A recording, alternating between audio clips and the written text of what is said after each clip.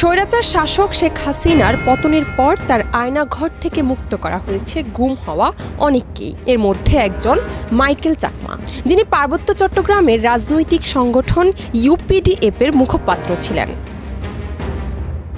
৬ August ভোরের দিকে চট্টগ্রামের একটি স্থানে তাকে চোখ বাঁধা অবস্থায় ছেড়ে দেওয়া হয়। ৭ আগস্ট এক ফেসবুক পোস্টে এই তথ্য নিশ্চিত করেছেন বাংলাদেশ সুপ্রিম কোর্টের আইনজীবী জ্যোতির্ময় বড়ুয়া। ২০১৯ সালের ৯ এপ্রিল নারায়ণগঞ্জের কাঁচপুর এলাকা থেকে সাংগঠনিক কাজ শেষে ঢাকায় ফেরার পথে মাইকেল চাকমা গুমের শিকার হন। এরপর থেকে তাকে আর খুঁজে পাওয়া যায়নি।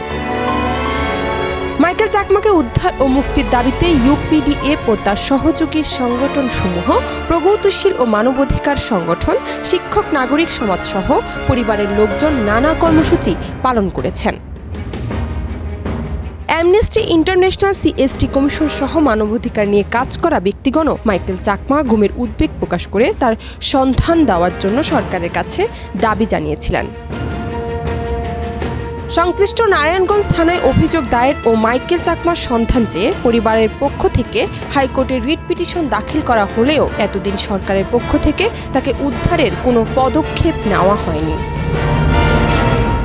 মাইকেল চাকমাকে উদ্ধার ও মুক্তির দাবিতে ইউপিডিএফ ও তার সহযোগী সংগঠনসমূহ নানা কর্মসূচি ও সন্ধান দেওয়ার জন্য সরকারের কাছে দাবি জানিয়ে আসছিলেন। সর্বশেষ ছাত্র গণ অভ্যুত্থানে আওয়ামী লীগ সরকারের পতন হওয়ার পর তাকে মুক্তি দেওয়া হয়।